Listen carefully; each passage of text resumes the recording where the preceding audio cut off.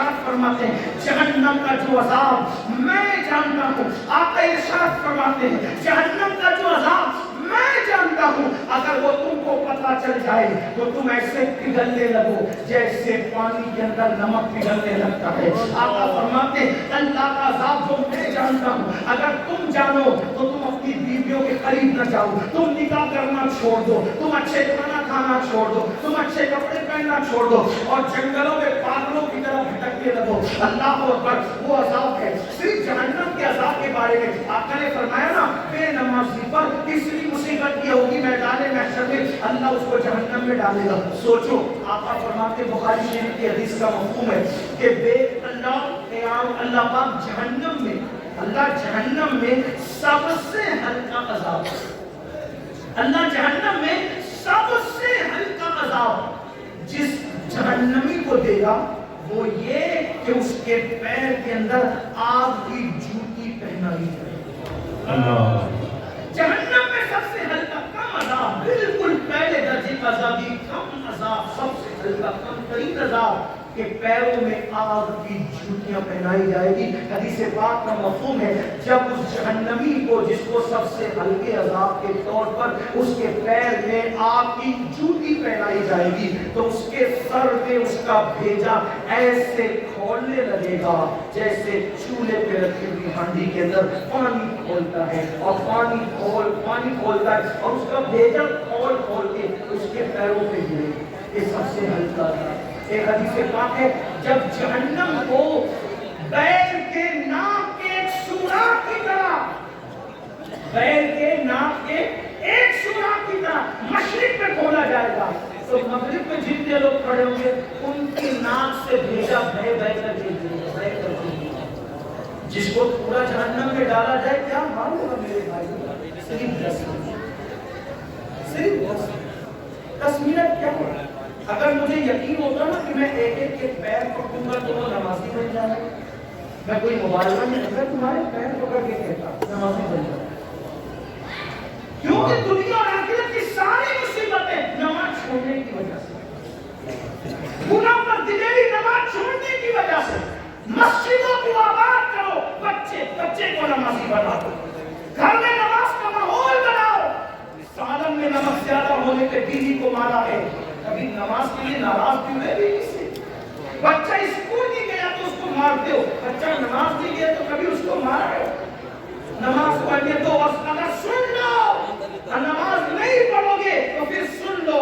سیدنا فاروق اعظم کو جب زخمی کیا گیا شہید کرنے کے لیے پورے بدن سے خون رس رہا تھا، آپ نماز کی تیاری کر رہے تھے، لوگوں نے کہا امیر المومنین پورے بدن سے خون رس رہا ہے اور آپ ابھی بھی نماز کی تیاری کر رہے ہیں، تو فاروق اعظم نے فرمایا لوگوں میں نے اللہ کے رسول سے یہ فرماتے ہوئے سنا کہ جس کی نماز نہیں اس کا دین نہیں۔ سبحان اللہ سبحان اللہ رسول علیہ السلام فاروق اعظم بیان کریں جس کی نماز نہیں اس کا دین نہیں، جس نے نماز چھوڑ دی اس کا دین میں کوئی حصہ نہیں، جس نے نماز چھوڑ دی اللہ نیکوں کی دعا سے اس کا حصہ ختم فرما دیتا ہے۔ سوچو کتنا بڑا نقصان ہے، صرف 10 منٹ کا وقت نہ نکالنے پر کب تک غفلت کرو گے، کب تک رنگینیاں کرو گے، کب تک دنیا کی رنگینیوں میں رہو گے، کب تک دنیا کی موج مستیوں میں رہو گے۔ آخری موت ہے موت، ایک دن روح کا رشتہ جسم سے ٹوٹ جائے گا، ایک دن روح کا رشتہ جسم سے ختم ہو جائے گا اور یہ وجود بے جان ہو کر ایک دن قبر میں اکیلا پڑا رہے گا۔ مگر یاد رکھنا میرے بھائیوں کوئی کام نہیں آئے گا، نہ ماں نہ باپ نہ بیوی نہ بچے۔ عمل کرو عمل۔ اللہ کے رسول علیہ السلام نے اپنے خاندان کے لوگوں سے کہا تھا اے بنو ہاشم عمل کرنا عمل، اس لیے کہ جس کو نسب نے پیچھے کر دیا، جس کو عمل نے پیچھے کر دیا اس کو نسب آگے نہیں کر سکتا۔ جس کو عمل نے پیچھے کر دیا اس کو نسب آگے نہیں کر سکتا۔ ایسا نہ ہو کہ لوگ عمل لائے اور دوسری نسب لے کر آؤ۔ اللہ بنو ہاشم نے پھر حضور کی بات پر اتنا عمل کیا کہ ہر دور میں سب سے زیادہ اگر بعمل کوئی دیکھا گیا تو نبی کا گھرانہ دیکھا گیا۔ فاطمہ الزہرا کو دیکھو، سیدہ فاطمہ الزہرا کو دیکھو، نبی کی سگی شہزادی ہے، لوگ سوتے ہیں فاطمہ الزہرا ایک ایک سجدے میں پوری رات گزار دیتی ہے۔ پھر اس کے بعد آپ دیکھو اماں عائشہ صدیقہ رسول اللہ کی پیاری زوجہ ہے اللہ اللہ جب راتوں کو عبادت کے لیے کھڑی ہوتی تو جہنم کے عذاب کو یاد کر کے اتنا روتی کہ صبح کو آپ کا دوپٹہ ایسے نچوڑا جاتا جیسے دھو کر پانی نچوڑتے ہیں ویسے اماں عائشہ کے آنسو نچوڑے جاتے رسول اللہ کی پیاری سوچ ہے. اس کے بعد امام حسن کو دیکھیں, امام حسین کو دیکھیں, مولا علی کو دیکھیں, غوث پاک کو دیکھیں. پھر 40 سال تک عشاء کے وضو سے فجر پڑھنے والی ذات نبی کے خاندان میں ملے گی. سرکار ویسے آپ 40 سال تک معمول رہا عشاء کے وضو سے آپ کے فجر پوری پوری رات کی بات ہے. سرکار غریب نواز 97 سال کی عمر پائی. آپ اول کے 27 سال دن کو بھی کبھی سو لیتے تھے کبھی رات کو بھی سو لیتے تھے.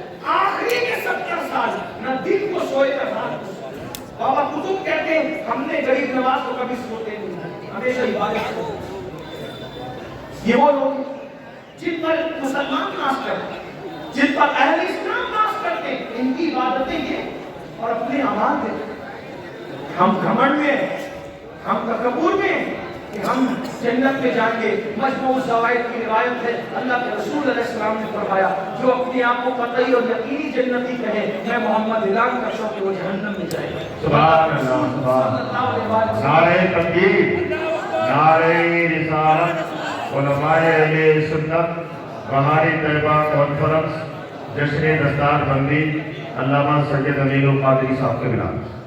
اللہ کے رسول صلی اللہ علیہ وسلم نے فرمایا بے نمازی کو تیسری مصیبت میدان محشر میں آئے گی کہ اللہ اس کو جہنم میں ڈالے گا. اس کا ٹھکانہ جہنم ہوگا. نہیں برداشت کر سکتے جہنم کی آگ کو. جہنم کی آگ جب آگ جلتی نا آگ جو جلتی ہے اس پہ روشنی ہوتی ہے. جہنم کی آگ پہ روشنی نہیں ہوتی, اندھیرا ہی نظر آتا ہے, تاریکی تاریکی. اور اللہ کے رسول صلی اللہ علیہ وسلم فرماتے ہیں دنیا کی آگ سے 70 درجہ زیادہ 70 درجہ دنیا کی آگ سے 70 درجہ زیادہ جہنم کی آگ ہے. اور یہ جہنم کی آگ کیا ہے؟ علامہ فقیہ ابو اللہ سمرقندی رحمۃ اللہ علیہ لکھتے ہیں کہ آگ کے بارے میں کہ جب دنیا کے اندر آگ لانا ہوا تو 70 مرتبہ رحمت کے پانی سے جہنم کی آگ کو دھویا گیا اور پھر آگ لے کر کے پہاڑ پہ رکھی گئی. جب وہ آگ پہاڑ پہ رکھی گئی تو پہاڑ جل گیا اور وہ آگ جہاں سے آئی تھی جہنم سے واپس چلی گئی. وہ آ کر پہاڑ کو جلا کر واپس گئی, یہاں رہ نہیں گئی. آ کر پہاڑ کو جلا کے واپس گئی تو پھر پتھروں میں اور لکڑیوں میں آگ پیدا ہوئی. آپ بتائیں 70 بار رحمت کے پانی سے دھل کر کسی پہاڑ پر پڑ جائے تو اس آگ کی حرارت اور تپش کا یہ عالم ہے تو وہ جو جہنم کی ڈائریکٹ آگ اس دنیا کی آگ سے ان 70 درجہ زیادہ وہ آگ ہے. اور پھر وہاں کیا ہے, صرف آگ ہی نہیں ہے بلکہ اللہ کے رسول علیہ السلام فرماتے ہیں وہاں جہنمیوں کا کھولتا کھولتا پیپ ہے جسے آب حمیم کہا جاتا ہے. جہنم کا کھولتا ہوا پیپ ہے, پیپ وہ جہنمیوں کو پلایا جائے گا, دھواں کھلایا جائے گا. اسی طریقے سے اللہ کے رسول صلی اللہ علیہ وسلم ارشاد فرماتے جہنم میں کنواں ہے جس کو جب الحسن کہتے ہیں. یہ غم کا کنواں ہے, غم کا کنواں. اس کا حال یہ ہے اللہ اکبر, اس کنویں کے اندر جو بچھو ہے اللہ کے رسول علیہ السلام ارشاد فرماتے ہیں اس جب الحسن جہنم کے کنویں کے اندر جو بچھو ہے وہ بختی اونٹ کی طرح موٹے موٹے ہیں. اور وہ کس کے لیے؟ وہ بے نمازی کو ڈسنے کے لیے. صرف 10 منٹ تک ہے. آخری بات سمجھیں, میں اتنی لمبی تقریر نہیں کرتا لیکن قاری یامین صاحب آ کر کے ہر 5 منٹ میں بڑھاتے جا رہے ہیں تقریر کو. اس کی وجہ میں بتا دوں کہ قبلہ امیر سنی دعوت اسلامی آنے میں کچھ لیٹ ہو گئے لیکن وہ اب امروہہ آ چکے ہیں. بس وہ جیسے ہی آئیں گے میری بات مکمل. آخری بات سن لے, آخری بات. اگر اپنے بچوں کی دنیا اور آخرت کا بھلا چاہتے ہیں مسجدیں بنو, نمازی بنو, نماز کی پابندی کرو اور اس کے لیے کوئی مشکل نہیں. توجہ آپ کی, کوئی مشکل نہیں. آپ تہیہ کر لو, طے کر لو, آپ تہیہ کر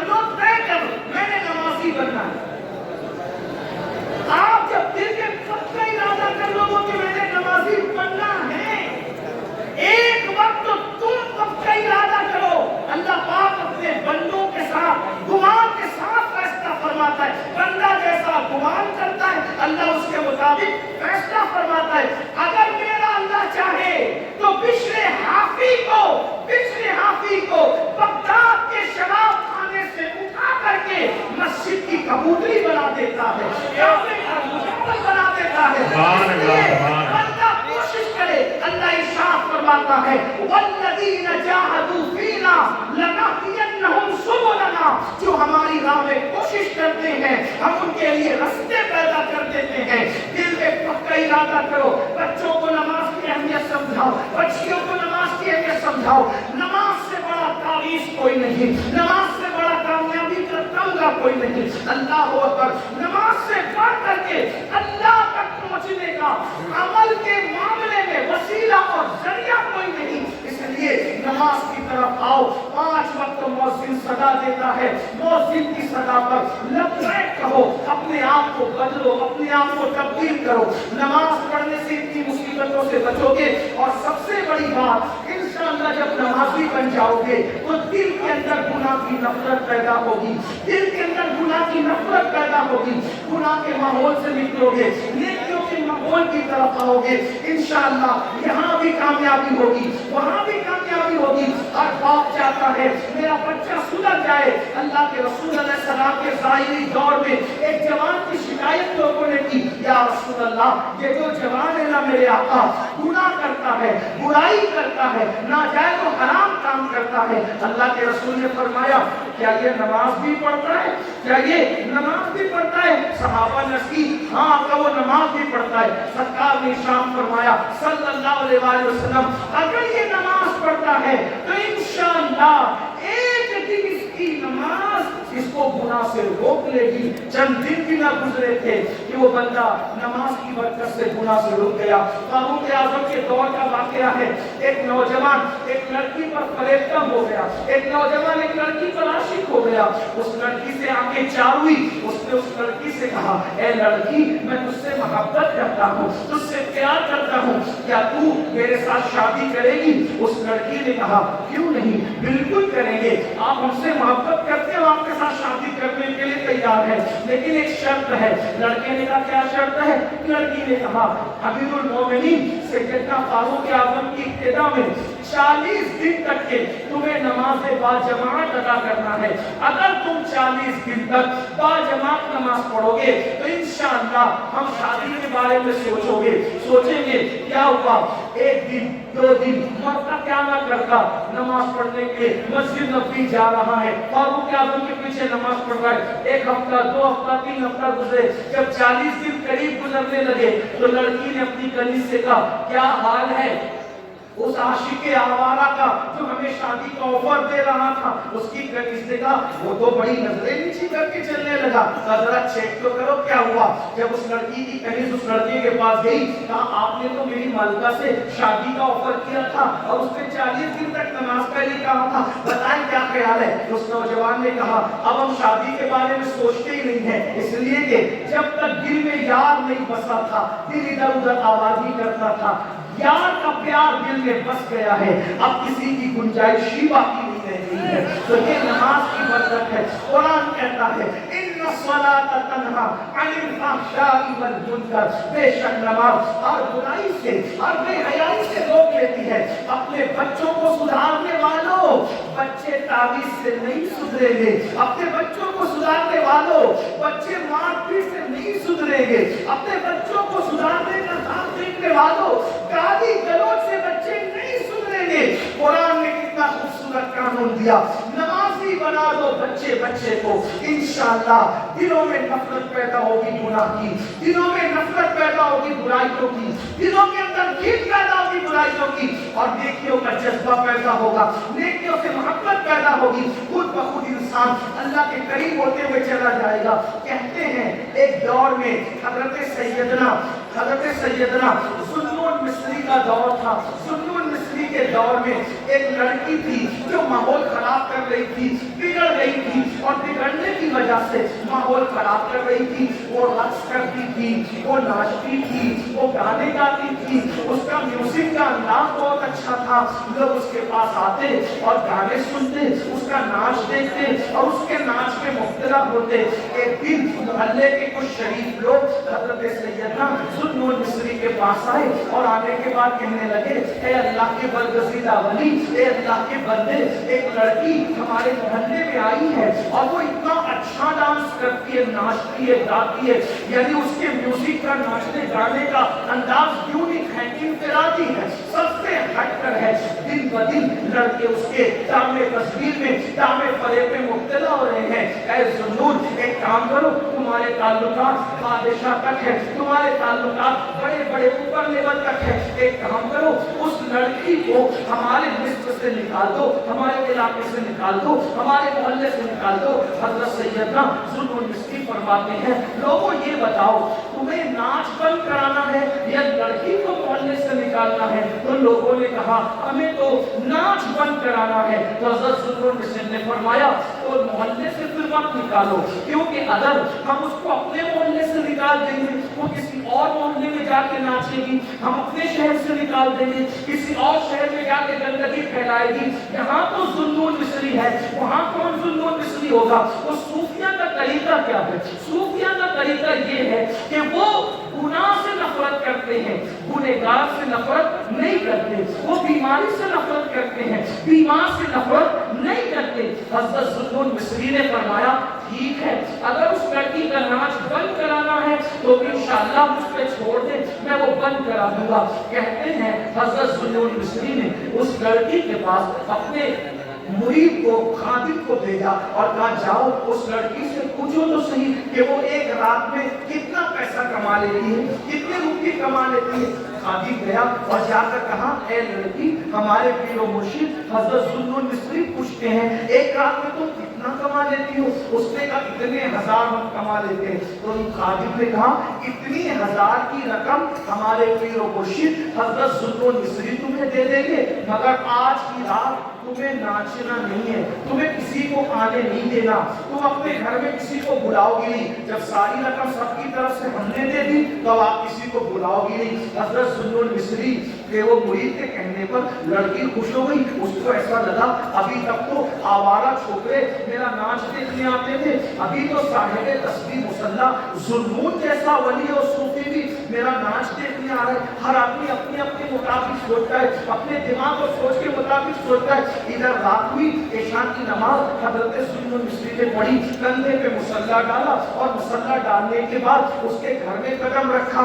जैसे ही घर में कदम रखा, लड़की ने पहली मर्तबा हज़रत ज़ुन्नून मिस्री को देखा और उसने देखकर सोचा सवा करके मुझे ऐसी ललचाई नजर से देखते हैं जैसे कसाब की दुकान पर गोश्त के लोथड़े को लोग ललचाई नजर से देखते हैं, ऐसे सब। लेकिन आज ज़ुन्नून आकर नजरें झुकाते, सलाम करते। मैंने पूछा, उस लड़की ने पूछा क्या बात है ज़ुन्नून? तो आपने फरमाया मैंने रात भर की पूरी कीमत दे दी है, आज रात तुमको मेरे साथ गुजारना है।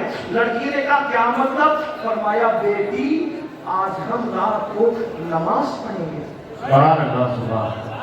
देखो हज़रत ज़ुन्नून ने इतनी आवारा लड़की को सुधारने के लिए क्या चीज का इस्तेमाल किया? नमाज। बेटी आज हम नमाज पढ़ेंगे रात को। उसने कहा लोग तो मुझे ललचाई नजर से देखते हैं जैसे लोग खाने की डिशों को देखते हैं, आप मुझे बेटी कहते हैं। फरमाया बेटी वो मुसलमान और है, मैं मुसलमान और हूँ। इस्लाम में लड़की को अगर देखना ही पड़ जाए किसी मजबूरी के तहत तो देखने का अंदाज ये होता है, बड़ी हो तो माँ के समान है, बराबर की हो तो बहन है, छोटी हो तो बेटी है। यही तीन रूप हम देते हैं बेटी को और कुछ नहीं। नमाज पढ़े। अब बाबा मैंने तो कभी नमाज पढ़ाई, मैं मुसलमान हूँ, मैंने कभी नमाज नहीं पढ़ा, मुझे नमाज पढ़नी नहीं आती। ज़ुन्नून मिस्री का कोई बात नहीं, वुज़ू करो, मेरे पीछे खड़ी हो जाओ, जैसे मैं करूँ मेरी नकल करो। हाय हाय तवज्जो करो, ये नमाज है, जैसे मैं करूँ मेरी नकल करो। खड़ी हो गई। ज़ुन्नून मिस्री ने कुरान पढ़ा। कुरान का अपना असर है, कुरान दिलों को बदलता है, कुरान इनकलाब पैदा करता है, कुरान तब्दीली लाता है, कुरान दिलों के सब को दूर करता है, कुरान दिलों को चमकाता है, कुरान अल्लाह अकबर दिलों के अंदर गुनाहों की जंजीरों को तोड़ करके अल्लाह से रिश्ता जोड़ देता है। 23 साल की करीब मुद्दत में अरब के बोले आशिकों को जो आसमान हिदायत का तारा बनाया था वो अल्लाह की किताब पढ़ के बनाया था, कुरान की बरकतों से बनाया था।